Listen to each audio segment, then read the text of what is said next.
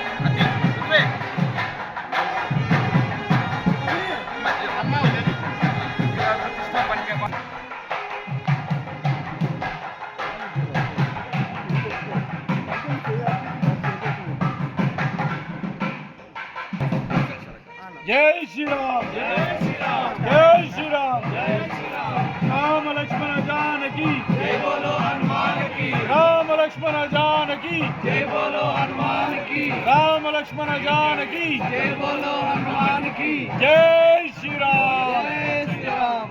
ఇవి రాత్రికి ఇంటి ముంగట 5 దీపాలు వెలిగించి విగ్రహ ప్రతిష్టాపన అయిన తర్వాత తీసుకోవడం.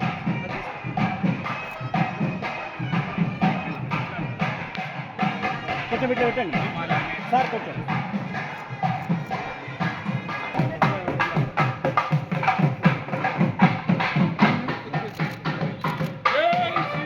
జై జై శ్రీరామ్. నువ్వు అట్టమ్మా.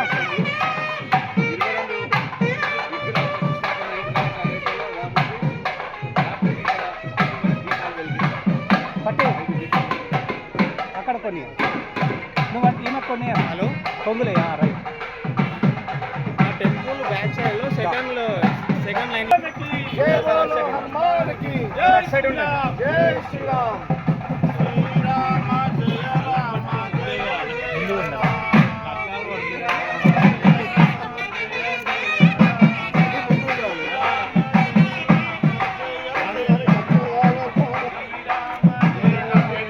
విగ్రహ ప్రతిష్టాపన అయిన తర్వాత 13 రాత్రి దీపాలు వెలిగించారు. అయోధ్యలో రామాలయం విగ్రహ ప్రతిష్టాపన మధ్యాహ్నం ఉంటుంది. రాత్రికి చిన్న దీపాలు.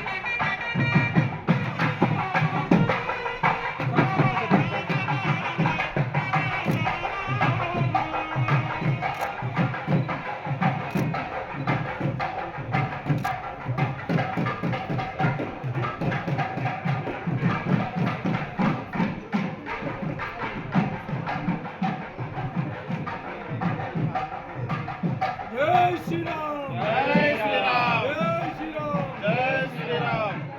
22 తారీఖు అయోధ్యలో విగ్రహ ప్రతిష్టాపన మధ్యాహ్నం అయిపోతుంది.